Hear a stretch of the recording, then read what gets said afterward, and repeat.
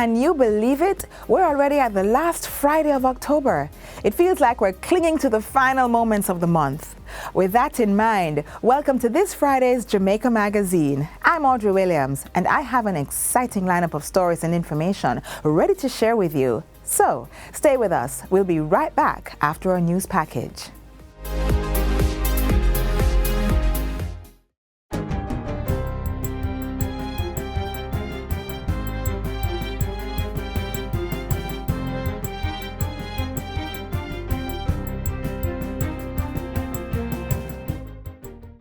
Good day, I'm Theodore Henry, and this is your JIS News for Friday, October 25, 2024. The National Housing Trust, NHT, will be developing 3,531 housing solutions in St. James over the next few years. Prime Minister Dr. Andrew Holness made the announcement on Wednesday, indicating that these are among 9,837 housing solutions planned for Western Jamaica. So we have I like to call it a train line of housing developments that are slated for this parish, and they will all happen in very quick time for the people of this parish. And these are not empty promises. These are all projects that are in varying stages of development and will be delivered. The housing plans for St. James include 86 units at Canterbury and 180 at Comfort under the Community Renewal Project. Both are to begin in 2025 and be ready in 2026. Another 936 units will be delivered as part of the Estuary Phase 2 development, which started in 2019 and is set for completion in March 2026. Under the NHT's Guaranteed Purchase Program, 217 homes are being built at Adelphi and 403 at Brookside Estates in Spot Valley. 1,565 units should be ready by February 2029 in Barrett Hall under the Developers Program. In addition, 144 units are being developed at the Union Acres housing scheme. Prime Minister Holness outlined the extensive housing plans for St. James as he delivered 50 of the Union Acres units on Wednesday. The scheme represents a partnership with the Jamaica Confederation of Trade Unions and the Jamaica Civil Service Association. One of the beneficiaries, Carl Sterling, expressed gratitude to all stakeholders involved. Today's occasion symbolizes more than just receiving the keys to our homes. It represents hope, opportunity, and a step towards a brighter future for our families and community, an extension of our nation. We are forever grateful. Meanwhile, the Ministry of Economic Growth and Job Creation is accelerating its land acquisition efforts to facilitate the development of housing schemes and regularize informal settlements across Jamaica. Senior Director in the Land Administration Management Branch, Vincent Haldane, reveals that the ministry plans to conduct surveys for over 800 lots in various schemes over the next 2 years. As part of this, he says more lots are being generated in Seaview, 200 in Spicy Grove, and subdivision surveys are being done for 70 lots at Aracabessa in St. Mary. The primary function of the ministry's Land Administration Management Branch is to acquire lands and distribute titles to improve the living conditions of thousands of citizens. Among its key achievements this year is the completion of subdivision surveys for Seaview Gardens Phase 2, facilitating the splintering of over 300 titles. In Trelawney, surveys were also completed for Vanzi Lands, a large informal settlement enabling over 200 residents to receive titles. Additionally, 60 acres of land in Bottom Pen, St. James have been acquired, where informal settlements cover about 100 acres. Surveys for 90 lots in this area are now underway. The Cornwall Regional Hospital's laboratory has received ISO 15189-2012 certification, accrediting the facility for its medical testing, including hematology, chemistry, immunology, and microbiology.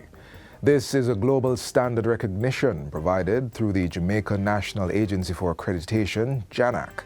The accreditation certificate was handed over during a recent ceremony held at the Hilton Rose Hall Resort in Montego Bay. It's a big thing. This will make sure that patient care is reliable, is accurate, and in line with the best practices worldwide.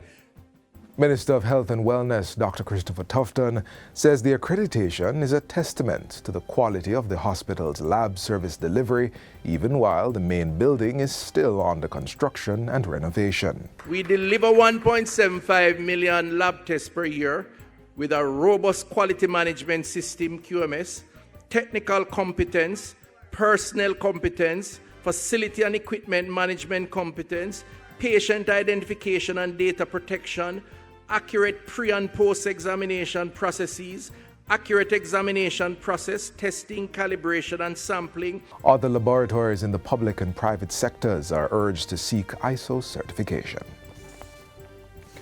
The Jamaica Fire Brigade is initiating a program to install smoke detectors in several homes across the island.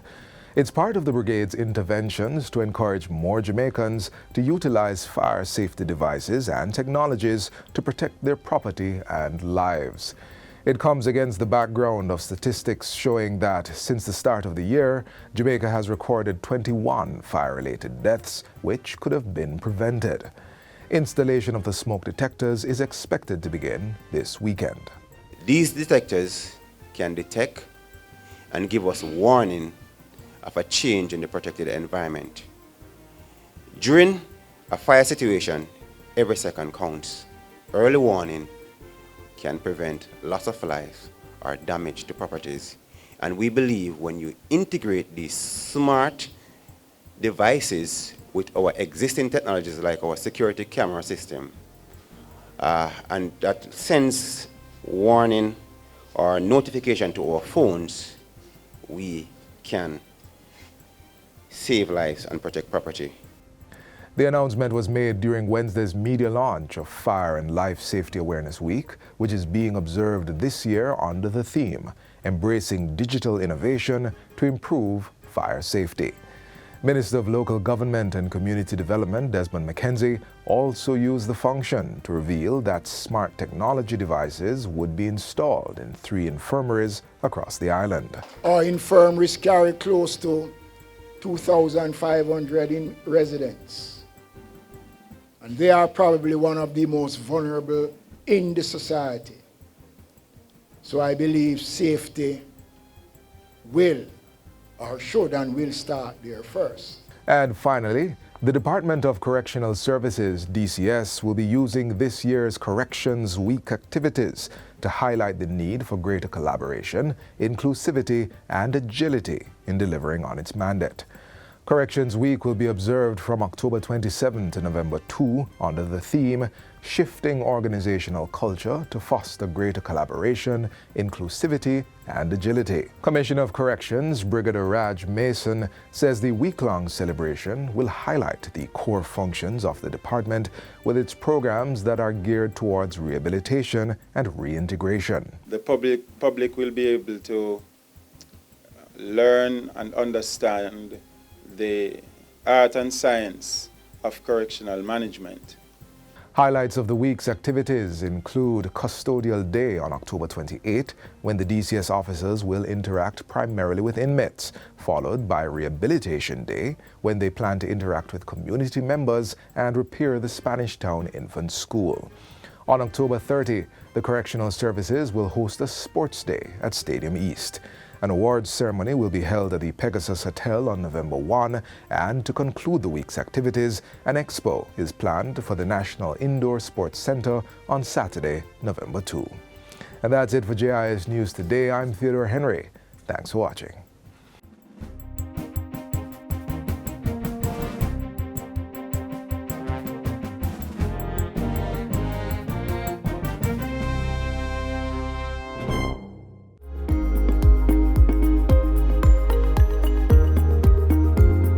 You know the adage, water is life? Rightly stated, as it supports all living beings. But with the passing of a hurricane, supply may be compromised and properly stored water could just become our lifeline. Step 1. It is best to use food-grade containers to store water. This means that the material used is fit for human consumption and won't have toxic substances entering your water. Step 2.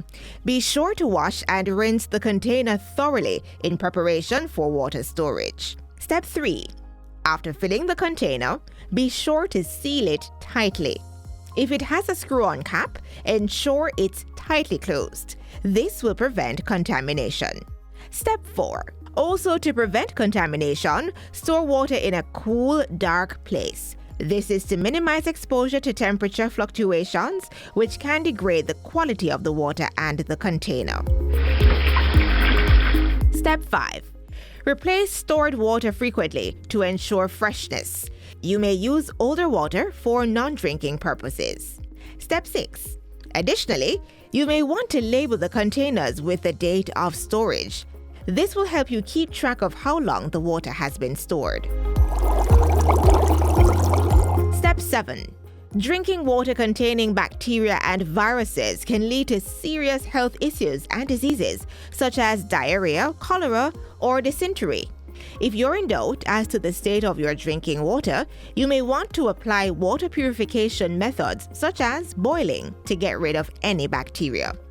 Step 8. Finally, going back to point number 1, do not store water in containers that have been used for chemicals or substances that can leach into the water and your system. Ensure that your stored water remains safe and drinkable. Protect your water, and it will protect you.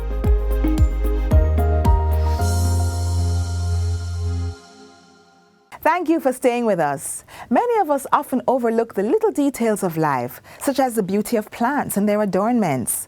However, some individuals are born to help them flourish. One such person is Mrs. Christina Madden, a recipient of this year's National Honors and Awards. Her significant contributions to horticulture have made a lasting impact. Let's take a closer look at her inspiring work.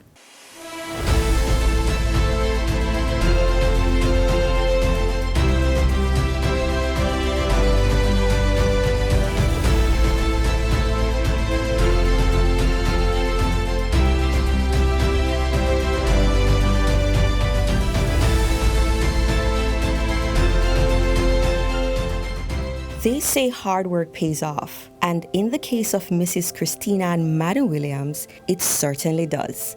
With over 40 years of experience, she stands as the dedicated president of the Horticultural Society, a role she has embraced with unwavering passion and a commitment.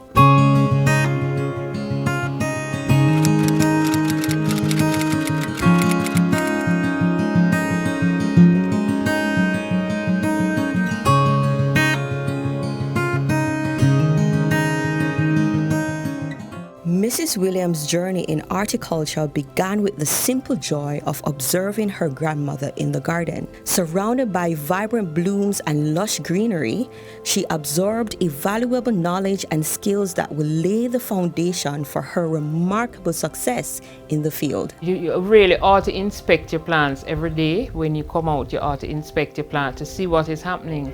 That's the only way you can correct something immediately and so allow it to thrive. You have to water it regularly and care for it generally to ensure that it doesn't take up diseases or pests. And so that can be a full-time job. One valuable lesson Mrs. Williams has learned from plants is their mastery of adaptability.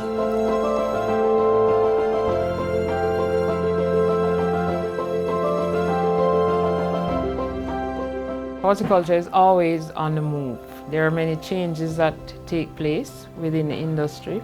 And initially when I started out, people focus more on house plants, and now there's just a full range. They're into gardening and all landscaping, all kinds of different aspects.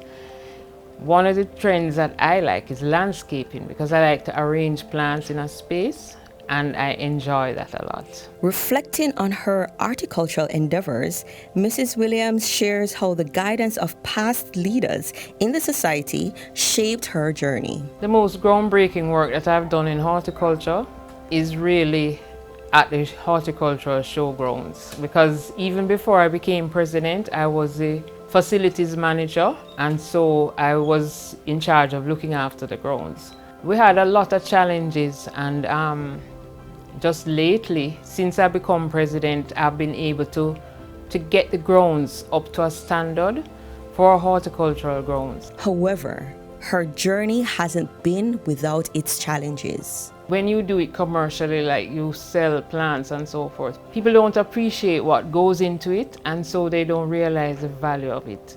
And sometimes they think that, you sell your things are too expensive, things like that. People don't really appreciate. They figure, you just go outside and pick the flowers, but actually, it's you put a lot into it, and you expect to be able to get the reward of that. Despite these challenges, Mrs. Williams recently received recognition for her efforts in horticulture, being a trailblazer in her field. Winning the award is a great thing for horticulture because it highlights it. A lot of people don't think about horticulture a lot, so it brings it to the forefront, which is good. As she looks to the future, Mrs. Williams hopes to inspire young people to explore horticulture. I've learned so far that being a leader requires you being the biggest servant.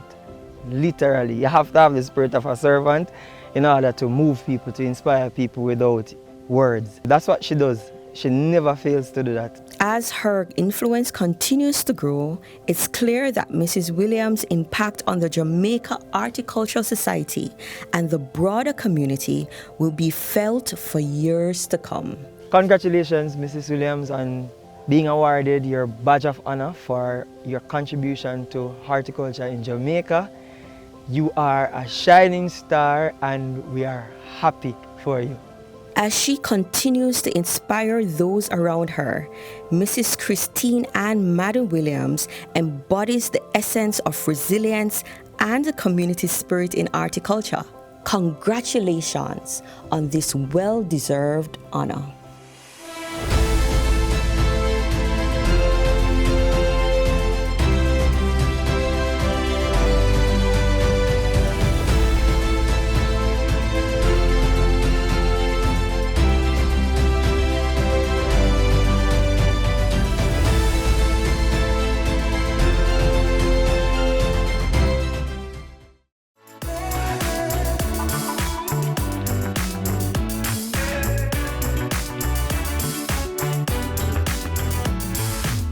Do you want to enjoy a healthier and safer eating experience? Then you need to stick around for our upcoming feature.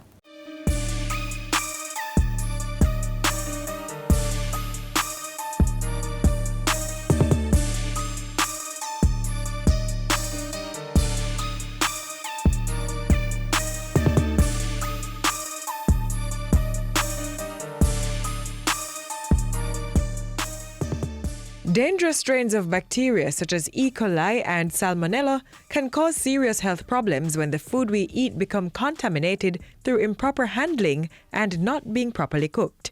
In light of the dangers, there are some important precautionary measures we must observe to protect our health. We have to make sure we know where we're purchasing our food. If it's straight from the farms, if it's from the market, it's from the supermarket, it's from the meat shop.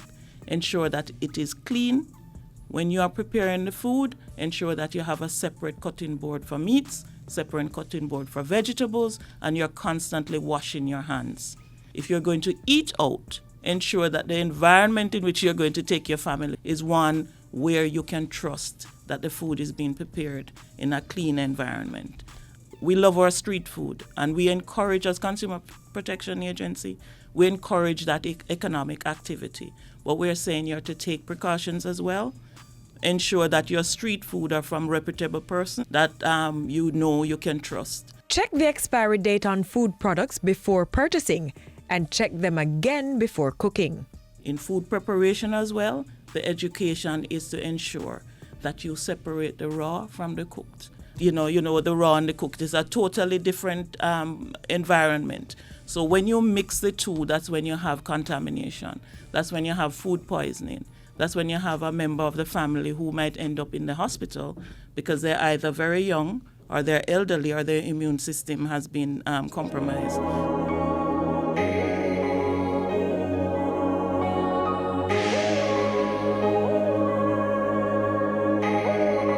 Discard any food that looks or smells questionable. Don't allow your food to stay open and accessible to flies. Containerize and refrigerate or freeze leftover food before 2 hours after cooking. And always store meats and seafood in sealed containers. The second thing about food safety is you have large amounts of food laid out for a couple hours or more, and the family keeps coming back, dipping, visitors coming, dipping. You have to ensure if you have the food out for more than 2 hours, hot food, be very careful, especially if you add sauces and other condiments on the food. It tends to go a little off early, and that is where you have problems if you have an elderly person or a young child. Make sure that you put that away early, that you don't put your family at risk, because food poisoning, most of us get well quickly, but it can lead to death if your immune system has been compromised. So we're saying be safe with your food. Ensure that when you package them and put them away, they're packaged in portions where when you take them out to reheat, you don't reheat the entire thing and then put it back in the refrigerator. So you apportion it according to what you're going to be using, so you don't increase the risk of food poisoning or any other bacteria entering the food. Ensure meats are cooked thoroughly. Remember, improper food handling can mean the difference between a trip to the emergency room or enjoying a tasty meal.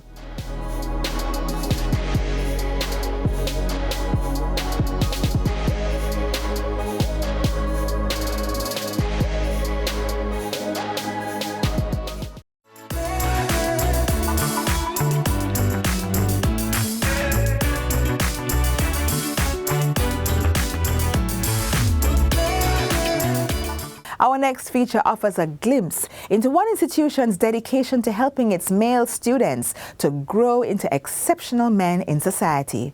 Please take a look.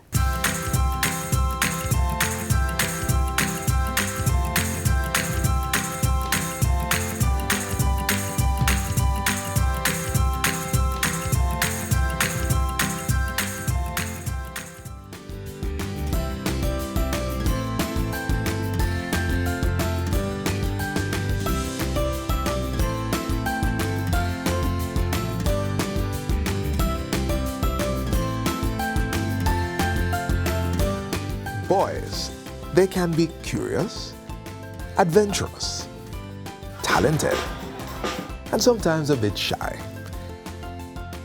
They never refuse the opportunity to play, noisy most times, and bold. Overall, they are just boys being boys. Welcome to Boys Day at George Henley Primary School.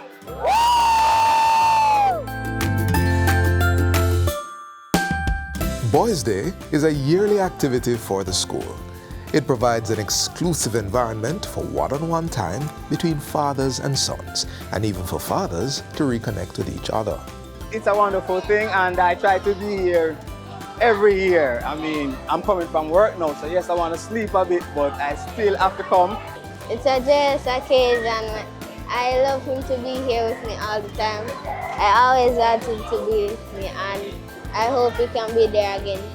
I grew up not knowing my father, even to this day, in a society where the fathers are ever absent more often at the time. So it's important that we as men, we try to be at the occasion or events where our boys will benefit and we can be there where we can, have some fun and just relax a bit.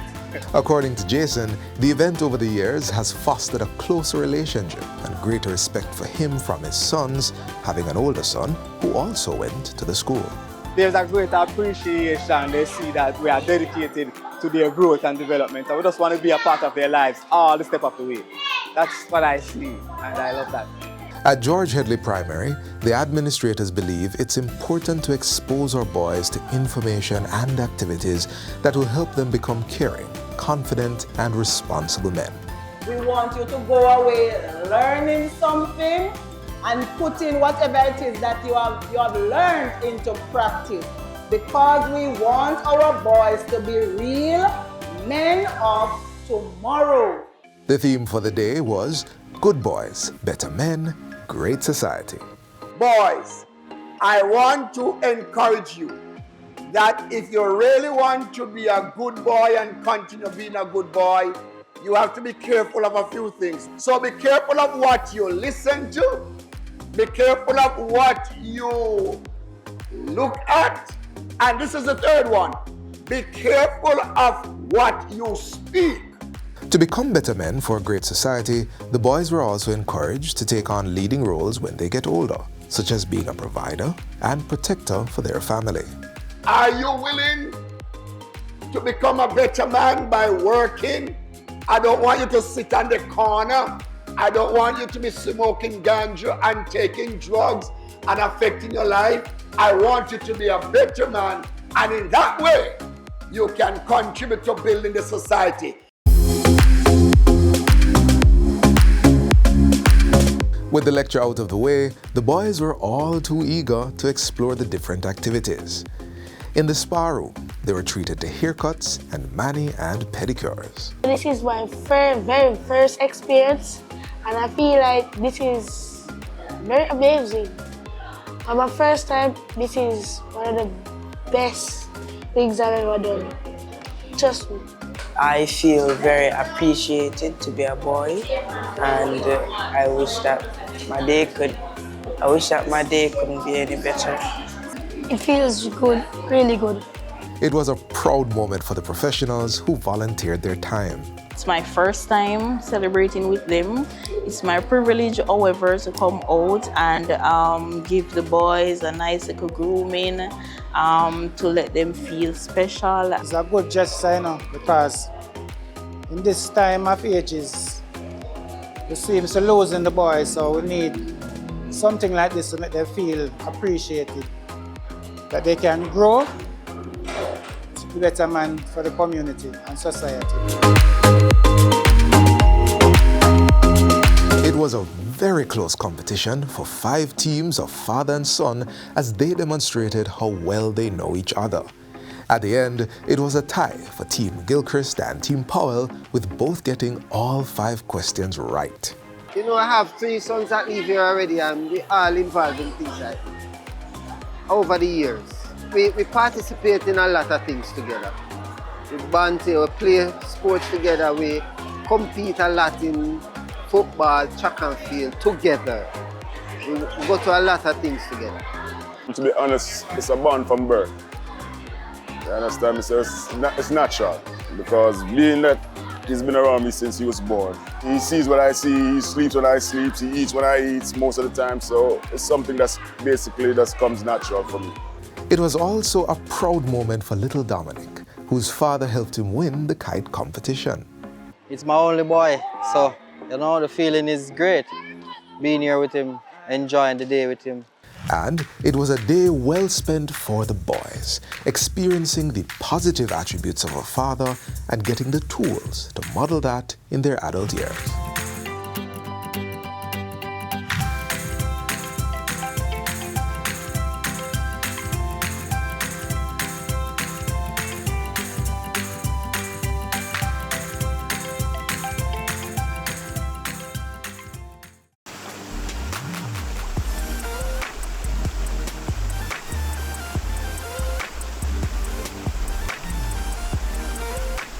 We've reached the end of our program. Get a recap of everything you saw here and more on our website, jis.gov.jm. I'm Audrey Williams. Bye for now.